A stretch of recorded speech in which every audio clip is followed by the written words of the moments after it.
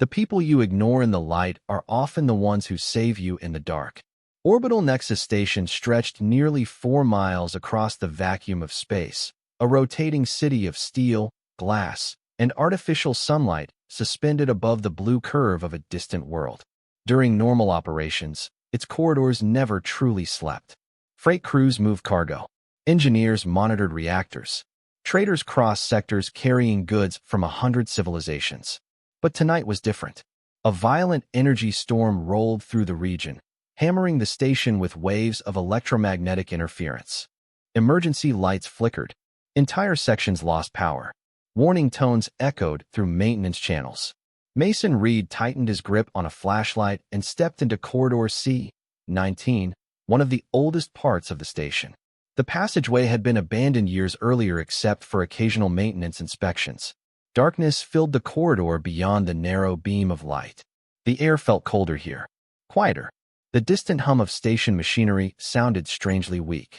Mason checked the diagnostic display attached to his wrist.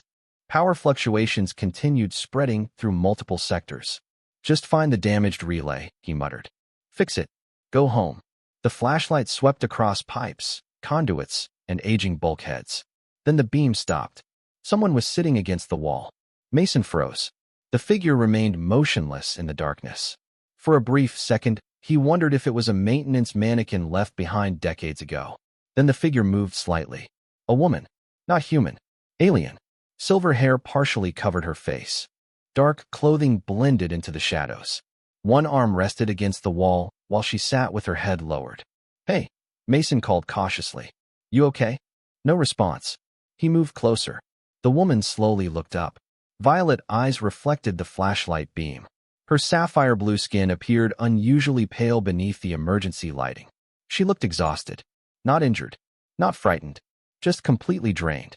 Mason had seen that look before. Engineers after double shifts. Medical staff during emergencies. People who had simply reached their limit. "Bad night?" he asked. The alien woman stared at him for several seconds, as if surprised by the question itself. Finally, she nodded once. Something like that. Her voice sounded calm but distant. Mason lowered the flashlight so it would not shine directly into her eyes. "Power outage caught you out here?" Another pause. "Yes." The answer seemed technically correct without revealing much. Mason sat down on an equipment crate several feet away. Most people avoided making strangers uncomfortable during emergencies. He understood that. Silence settled between them. Red emergency lights painted long shadows across the corridor. Somewhere far away, a warning siren sounded and then faded. After a minute, Mason reached into his utility bag and pulled out a sealed bottle of water. It was the last one he had brought for the shift. He rolled it across the floor toward her. "Take it." The woman glanced down at the bottle. "What about you?" Mason shrugged. "There is a vending station 2 levels up." There was not. The nearest functioning machine was almost half a mile away. The alien studied him carefully. Then she accepted the bottle. "Thank you." Mason smiled lightly. "You are welcome." For reasons he could not explain, the atmosphere changed. The corridor no longer felt quite so cold. Outside the station, the storm continued raging across the stars. Inside the darkness of Corridor C-19, a maintenance technician and a mysterious stranger sat quietly beneath flickering emergency lights. Neither realized that this simple moment would soon become one of the most talked about stories in the history of Orbital Nexus. The storm continued for another 3 hours. Waves of interference rolled across Orbital Nexus, causing lights to flicker and systems to reset unexpectedly. Mason eventually remembered why he had entered Corridor C-19 in the first place. The damaged relay still needed repairs. "I should probably get back to work," he said, standing from the equipment crate. The alien woman glanced toward him. "You stayed longer than necessary." Mason shrugged. "You looked like you needed company more than the relay needed fixing."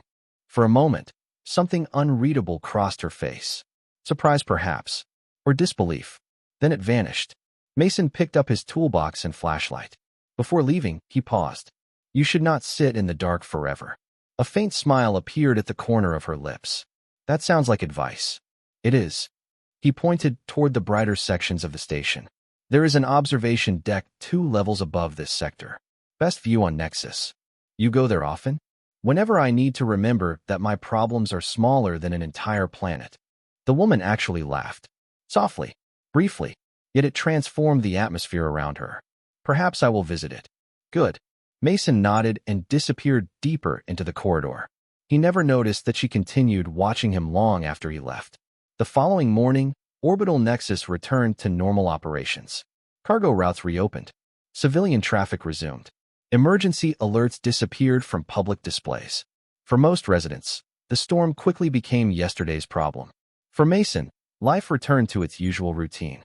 Repair requests, maintenance inspections, equipment diagnostics.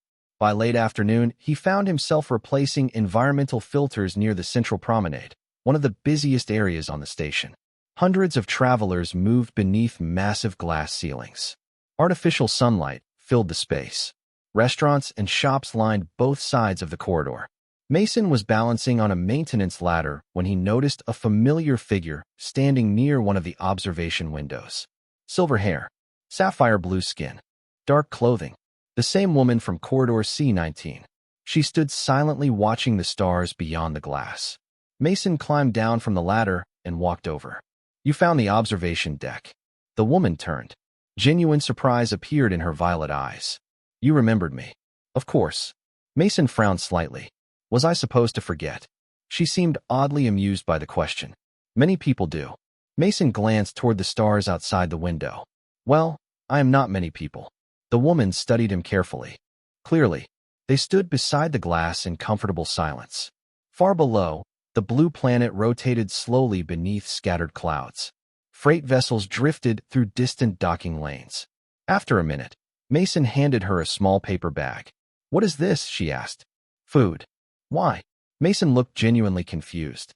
"Because you skipped dinner yesterday." Her eyes widened slightly. Somehow he had noticed. "You remembered that too?" "You looked exhausted." He smiled lightly. Exhausted people should eat. For several seconds, she simply stared at the bag in her hands. No one had ever spoken to her this way. Not with fear. Not with admiration. Not with expectation. Just simple concern. And for reasons she could not yet explain, that felt more valuable than any honor she had ever received. Over the next several days, something unusual began happening. Mason started seeing the mysterious alien woman everywhere. Not constantly, just enough to notice. Sometimes she appeared near the observation deck during his lunch break. Other times, she stood quietly along the upper promenades overlooking the docking bays. Once he spotted her in a station garden filled with bioluminescent plants imported from 3 different star systems. Each encounter felt accidental, yet somehow they kept happening. On the 4th day, Mason found her seated beside a panoramic window, watching a convoy of cargo ships depart the station.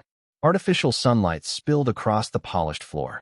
Beyond the glass, stars stretched endlessly in every direction.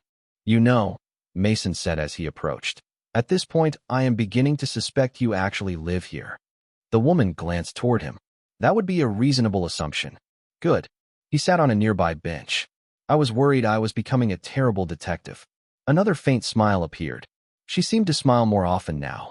Not dramatically, just enough to soften the distance that always lingered behind her eyes. For several minutes, they watched the departing ships together. Then Mason noticed something strange. "How did you know docking ring 7 reopened this morning?" The woman tilted her head slightly. "What do you mean?" "The maintenance crews only finished repairs 2 hours ago." Mason frowned. Even most station employees do not know that yet. For the briefest moment, surprise crossed her face. Then it disappeared. "I hear things." Mason laughed. "That is a suspicious answer." "Perhaps." Her tone carried amusement. Mason let the mystery go. Everyone on a station this large had secrets. His mostly involved forgotten maintenance schedules and misplaced repair tools. Whatever hers were, they clearly mattered more. Later that afternoon, they crossed paths again near a crowded transit corridor. A service robot had stalled in the middle of pedestrian traffic, creating a growing bottleneck of frustrated travelers. Before station staff could arrive, Mason knelt beside the machine and began diagnosing the problem. The alien woman watched from several feet away. Within minutes, the robot was functioning again. The crowd continued moving. Nobody stopped to thank him. Nobody even seemed to notice. Mason simply stood, wiped his hands on a cloth, and continued walking. "You could have left that for maintenance services." she said as she caught up to him. I am maintenance services. It was not your assignment. It was blocking the hallway. She looked genuinely confused. That was enough reason? Mason blinked. Should there be another reason?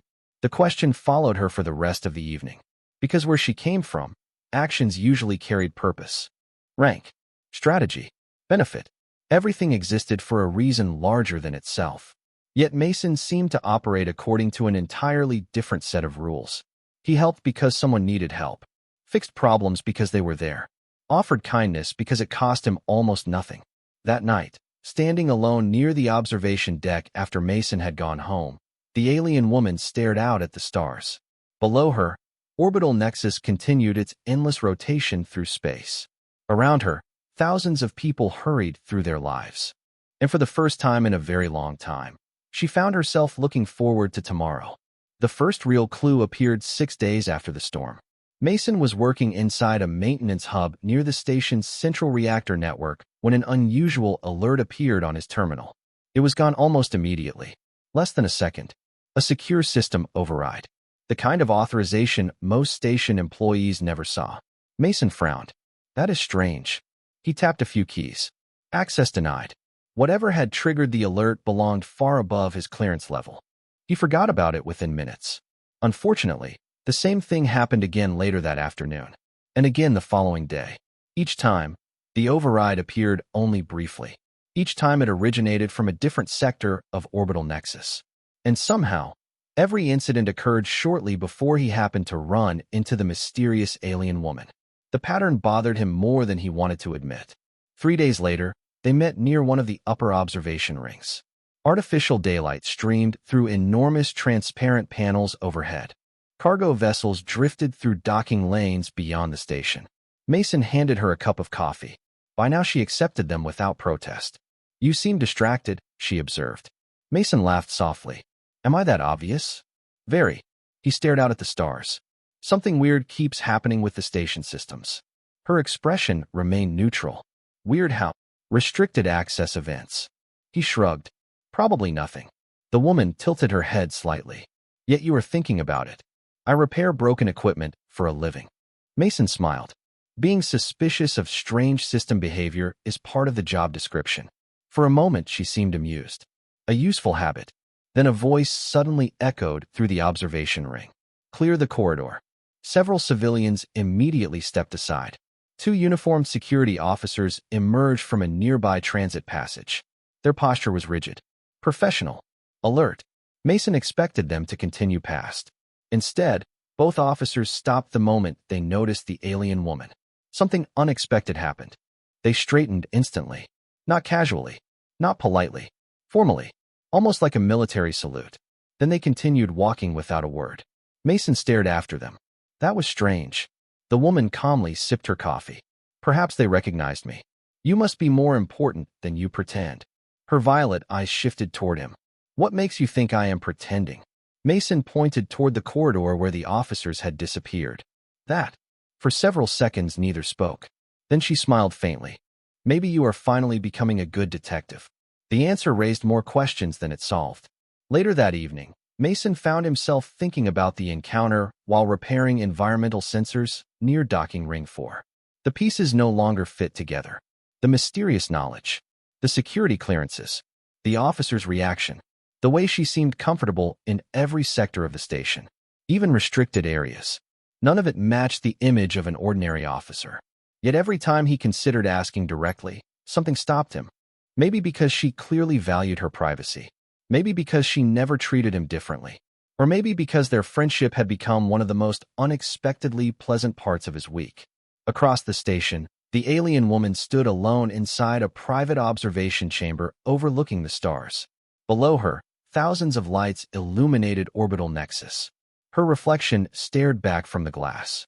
Behind her, a secure communicator activated silently. A message appeared. Priority Alpha. Immediate response required. She read the notification once, then slowly closed her eyes. The peaceful days were ending, and soon, whether she wanted it or not, Mason Reed was going to learn exactly who she was. The station changed the next morning. At first, the difference was subtle. A few extra security officers appeared in major transit corridors. Cargo inspections took longer than usual. Access checkpoints quietly increased verification procedures. Most residents barely noticed. Orbital Nexus was enormous. Small disruptions happened every day. Mason only paid attention because maintenance teams received an unusual advisory requesting readiness across all sectors. That cannot be good, one technician muttered while reading the report. Mason agreed. The notice contained very little information, just enough to suggest that something important was happening behind the scenes. By late afternoon, he found himself replacing power regulators near the civilian marketplace. The area buzzed with activity. Vendors sold food from dozens of worlds. Travelers hurried between terminals. Artificial sunlight reflected from polished floors. Everything appeared normal, yet the tension remained, like the station was holding its breath. Mason eventually spotted the alien woman near a balcony overlooking the central concourse. She seemed quieter than usual, more distant. He walked over carrying 2 cups of coffee. "You have that look again." She accepted the cup and raised an eyebrow. "What look?" "The one that says you are thinking about 12 complicated things at the same time." To his surprise, she laughed softly. "Only 12. Sorry." Mason nodded. "I underestimated you." For a brief moment, the familiar warmth returned. Then her gaze drifted toward the crowded station below. Hundreds of civilians moved through the concourse unaware of anything unusual. "Do you ever wonder how many lives cross paths without realizing it?" she asked. Mason considered the question. "Every day." And he shrugged. "I think most people matter more than they realize." The answer seemed to affect her more than expected. She stared into her coffee for several seconds. "That sounds like something a philosopher would say. Good thing I fix air filtration systems." Another smile appeared, smaller this time, sadder. The silence that followed felt different. He noticed it immediately. Something was wrong. Not dangerous, not urgent, just heavy. "You are leaving, are you?" Mason asked quietly. The woman looked surprised. "Why would you think that?" "Because every goodbye starts sounding like philosophy." She stared at him for a long moment, then looked away. That alone told him enough. The station lights gradually shifted toward evening settings. Outside the observation windows, stars emerged against the darkness. "I might be gone for a little while," she admitted. Mason nodded slowly. "Work?" "Something like that." He did not press further. If she wanted him to know more, she would tell him. That had always been their unspoken agreement. Instead, he reached into his utility bag and removed a small object. A maintenance access token. Old, worn smooth from years of use. "What is this?" she asked. "My lucky token." "Maintenance technicians have lucky tokens?" "The smart ones do." He placed it in her hand. "Bring it back when you return." Her violet eyes widened slightly. "You assume I am coming back." Mason smiled. "Of course you are." The confidence in his voice caught her completely off guard. For weeks, she had lived between secrets, responsibilities, and expectations. Yet somehow this ordinary human spoke as though her return was the simplest fact in the universe. She closed her fingers around the token. "I will bring it back." Neither realized it then, but those would be the last words they exchanged before the entire station learned the truth about who she really was. 3 days passed without a single sign of her. For Mason, the absence felt strange in ways he could not easily explain. Orbital Nexus continued operating as it always had. Freight arrived. Travelers departed. Maintenance requests multiplied with impressive determination.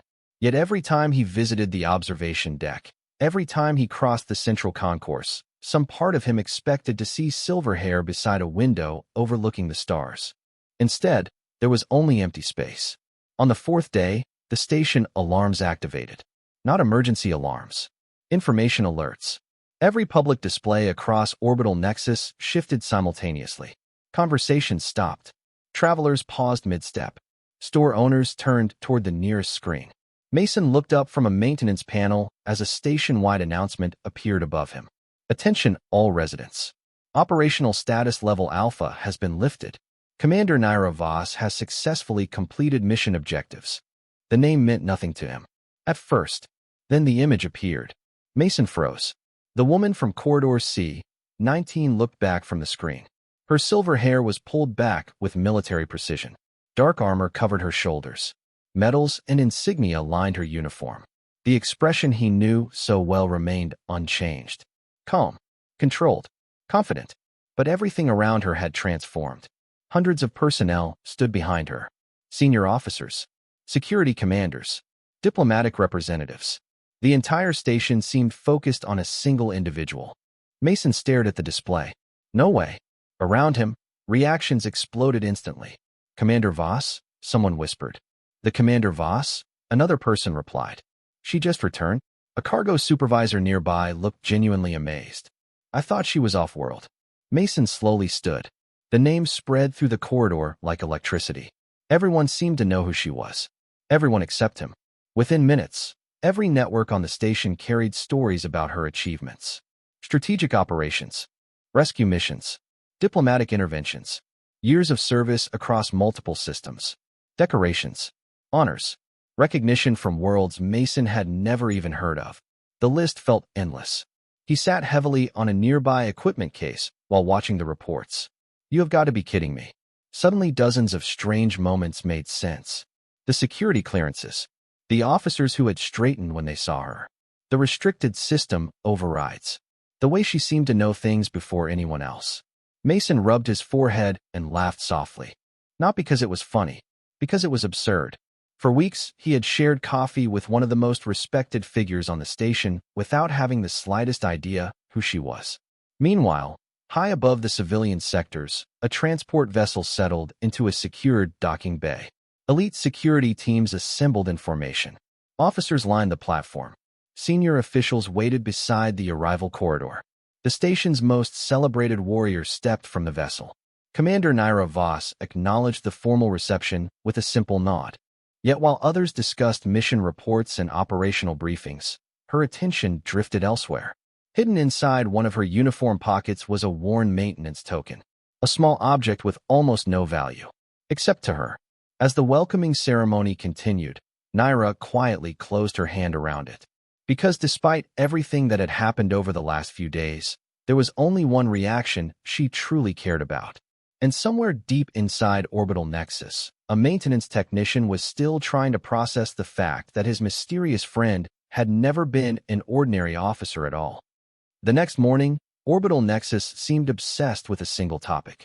Everywhere Mason went, people talked about Commander Naira Voss. Her image appeared on information screens. News reports replayed highlights from her recent mission. Security personnel spoke about her with admiration. Civilians spoke about her with awe. Some described her as a strategic genius. Others called her the protector of the station. A few simply referred to her as a legend. Mason spent most of the morning pretending he was not listening. It did not work. By lunchtime, he had learned more about Naira Voss than he had intended. None of it sounded remotely compatible with the woman who accepted vending machine coffee and sat quietly beside observation windows. You look distracted. Mason glanced up from his meal. Another technician sat across from him. Long day. You are thinking about Commander Voss, aren't you? Mason nearly choked on his drink. Why would you think that? Because everyone is thinking about Commander Voss. The technician laughed. Half the station is hoping to catch a glimpse of her. Mason looked away. If only they knew. Later that afternoon, a maintenance assignment brought him near one of the executive sectors. Normally, he never worked in this part of Nexus. The corridors were cleaner, quieter, more elegant. Security officers stood at regular intervals. Everything felt designed to remind visitors that important people occupied these levels. Mason was replacing a malfunctioning environmental sensor when he heard approaching footsteps. Several officers entered the corridor. They moved with practiced precision. Behind them walked Naira. For a moment, Mason almost failed to recognize her. The dark armor from the broadcasts reflected soft overhead lighting. Silver insignia marked her rank. Every officer nearby immediately straightened as she passed. Yet despite the formal setting, her attention shifted the instant she saw him. The serious expression disappeared. A small smile replaced it. Mason. The officers exchanged confused glances. Apparently, very few people addressed Commander Voss by her first name. Mason stared at her. You could have mentioned this. Naira stopped. Mentioned what? He gestured broadly toward the uniform, the security detail, and the entire executive sector. Any of this? Her smile widened slightly. You never asked. Mason opened his mouth, then closed it again. Unfortunately, she was correct. That feels like a technical victory. The best kind. Several security officers looked increasingly uncomfortable. Their commander was having a casual conversation with a maintenance technician.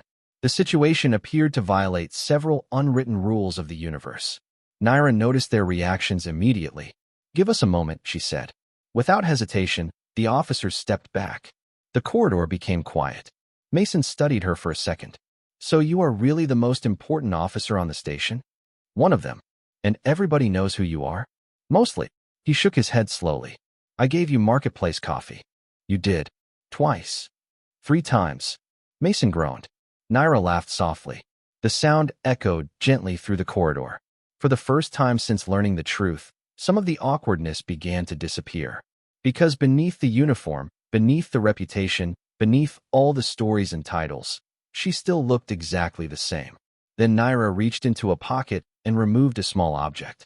Mason immediately recognized it. His maintenance token. "I told you I would bring it back." She placed it in his hand. Around them, officers and staff watched in complete confusion. None of them understood why one of the station's greatest heroes seemed to value a worn maintenance token so highly. But Naira understood. Because to her, it represented something far rarer than status. It represented trust. And soon, the entire station was about to learn why. 2 days later, every resident of Orbital Nexus received the same notification. Attendance requested. Central Assembly Hall. Special recognition ceremony. The message spread across the station instantly. People speculated for hours. Most assumed the event would honor Commander Naira Voss for her recent mission. Nobody questioned that assumption. After all, she was the station's most celebrated officer. If anyone deserved a ceremony, it was her. Mason arrived only because attendance was strongly encouraged by station administration. He wore his cleanest maintenance jacket and immediately regretted it. The assembly hall was enormous. Thousands of seats surrounded a central platform illuminated by soft white light. Representatives from dozens of species filled the audience. Security officers lined the perimeter. Large holographic displays floated overhead. Everything felt far more formal than Mason preferred. He quietly found a seat near the back. A few minutes later, the lights dimmed. The crowd fell silent. Commander Naira Voss entered from the eastern platform. Instantly, the entire hall stood. Applause echoed through the chamber. Some spectators cheered openly. Others simply watched with admiration. Naira acknowledged them with a respectful nod before stepping into the center of the stage. Her ceremonial uniform reflected the overhead lights. Medals shimmered along one shoulder. Yet despite the grandeur surrounding her, Mason noticed something familiar. She looked uncomfortable with the attention. The realization made him smile. Some things apparently never changed. The station director began speaking. He reviewed Naira's accomplishments. Years of service. Successful operations. Countless lives protected. Every achievement drew additional applause. Mason found himself applauding too. Not because she was famous, because he now understood how much responsibility she carried every day. Eventually, the director stepped aside. "Commander Voss has requested to address the station personally." The audience immediately quieted. Naira moved toward the center of the platform. For several seconds, she simply looked across the crowd. Thousands of faces stared back. Then she spoke. "Everyone here knows my reputation." Her voice carried effortlessly through the hall. "Most of you know my service record." A holographic display appeared above the stage, showing highlights from her career. "You know the missions, the awards, the titles." She paused. "Today I would like to discuss something else." The displays vanished. Confusion spread through the audience. This was not the speech people expected. Naira continued. "Several weeks ago, an energy storm struck Orbital Nexus. A new image appeared. Corridor C-19. Flickering emergency lights. An abandoned maintenance sector." Mason immediately sat upright. "During that storm," she said, "I found myself sitting alone in the dark." The audience watched silently. Another image appeared. A maintenance technician entering the corridor carrying a flashlight and toolbox. Mason felt his stomach drop. "Most people assume courage is revealed during great moments," Naira said. "I disagree." The image showed a human offering a bottle of water. Character reveals itself in small moments. The hall became completely silent. Thousands of eyes followed the recording. A maintenance technician sat beside a stranger. Naira's voice softened slightly. He offered help without knowing who she was. Another image appeared. Coffee shared beside observation windows. Conversations overlooking the stars. A worn maintenance token resting in an open hand. Mason stared at the stage in complete disbelief. Around him, people began turning, looking, searching, trying to identify the person in the recordings. Naira smiled gently. Then she looked directly toward the back rows where Mason sat frozen in his seat. "And today," she said, "I would like the station to meet the person I respect most." For a moment, the entire assembly hall seemed frozen in time. Thousands of people followed Commander Naira Voss's gaze toward the back rows. Mason immediately looked behind himself, then to his left, then to his right. Surely she was talking about someone else. Unfortunately, there was no one else. Naira's smile widened slightly. "Mason Reed," she said. Every screen in the hall displayed his name. A collective murmur swept through the audience. Mason considered several options. None of them seemed particularly useful. Slowly, and with all the enthusiasm of a man approaching an unexpected maintenance emergency, he stood. The crowd parted as station attendants guided him toward the stage. Every step felt unreal. Thousands of eyes followed him. Officers whispered to one another. Civilians stared openly. Even the station director looked surprised. Mason finally reached the central platform and stopped beside Naira. "You could have warned me," he whispered. "You would have avoided coming." "That is a fair point." The audience laughed softly. Somehow that made the situation even more embarrassing. Naira turned toward the crowd. "Many of you know me as a commander." The hall immediately grew quiet again. "You know my rank, my accomplishments, my service history." She paused briefly, but none of those things mattered to him. A holographic image appeared overhead. Corridor C-19. Flickering emergency lights. A lonely section of station hidden from public view. "When we first met, he did not know who I was." Another image appeared. A bottle of water rolling across the floor. He saw someone having a difficult day. The audience remained silent. And that was enough. Naira looked toward Mason. Her violet eyes reflected the soft light of the chamber. "Across my career, I have received medals from governments, honors from admirals, recognition from leaders, and praise from people whose names fill history books." She folded her hands behind her back. "Yet none of those things taught me more about character than a maintenance technician sitting beside a stranger in the dark." The silence inside the hall deepened. Not uncomfortable, meaningful, the kind that appears when people realize they are hearing something true. Naira reached into her uniform pocket and removed the worn maintenance token. The same token Mason had given her days earlier. It looked almost insignificant beneath the bright ceremonial lights. "Most valuable objects are not valuable because of what they are," she said. "They are valuable because of what they represent." She held up the token. "This represents kindness without expectation." Then she placed it back into Mason's hand. "And that is rarer than courage." For several seconds nobody moved. Then someone began applauding. One person, then another, then an entire section of the audience. Within moments, the hall filled with applause. Thousands of people stood. Officers, civilians, diplomats, engineers, cargo workers, security teams. Every corner of Orbital Nexus joined the ovation. Mason stared across the crowd in complete disbelief. He had not saved planets. He had not commanded fleets. He had not become a hero. He had simply treated someone with kindness. Yet somehow that simple act had traveled farther than he ever imagined. Beside him, Naira watched the audience with quiet satisfaction. Because the lesson had never been about her. It had never been about rank, power, or reputation. It was about something much simpler. Outside the station, stars stretched endlessly across the darkness. Inside, thousands of people celebrated a truth that often went unnoticed. Strength can earn admiration. Skill can earn respect. But kindness earns something far rarer. And as the applause echoed through Orbital Nexus, the station's greatest warrior smiled at the most ordinary man she had ever met, knowing that was exactly what made him extraordinary.